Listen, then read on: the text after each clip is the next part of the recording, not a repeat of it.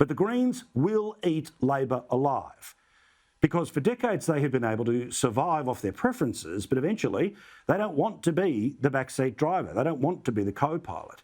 It doesn't matter how much you loved marriage equality or how much you cheer for the ABC, you are not pure enough. You have the wrong footy jersey on. And as they did in the seat of Griffith, they took down a person who was Labor's environment spokesperson, somebody who would help implement the end of the climate wars. But the reality here is that in the seat of Griffith, Labor's vote went from 40% in 2013 to 29% less than 10 years later. The Greens' vote went from 10% to 36%. As you can see, it moved through the 2013, 16, 19 and 22 elections. So when the Greens are upset, you need to pay some attention. Not because it changes your and our lives, but it does change Labor's electoral fortunes. And they are very annoyed already at the new broom that comes with the Labor Party.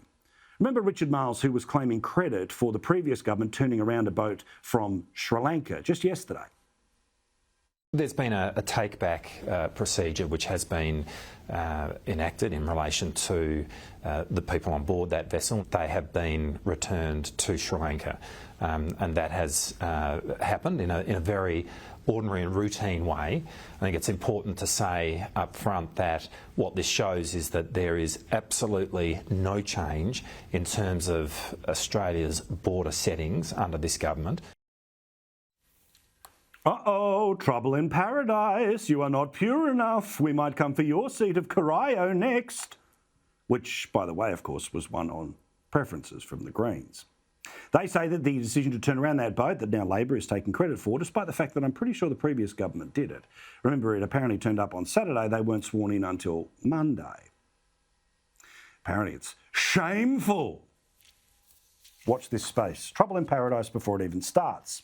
And then, of course, when it comes to climate, Albanese has promised that he will put 43% in law. To do so, he'll have to pass the lower house. He'll easily do that because he has the majority. But in the upper house, well, he doesn't have a majority. There's, of course, the Greens who want 75% by 2030.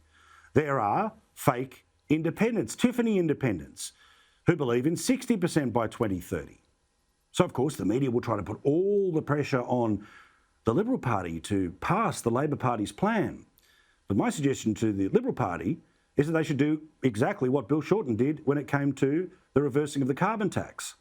The government clearly had a mandate to change it, that being the coalition, but Labor didn't vote for it because they said they had a mandate not to. The coalition, definitely the national MPs, have a mandate not to put 43% into legislation. It doesn't mean they don't believe in climate change. It just means Albo's going to have to go the hard way. Let's watch how the Greens deal with a shameful Labor Party when it comes to this issue. Watch this space. It'll be uncomfortable.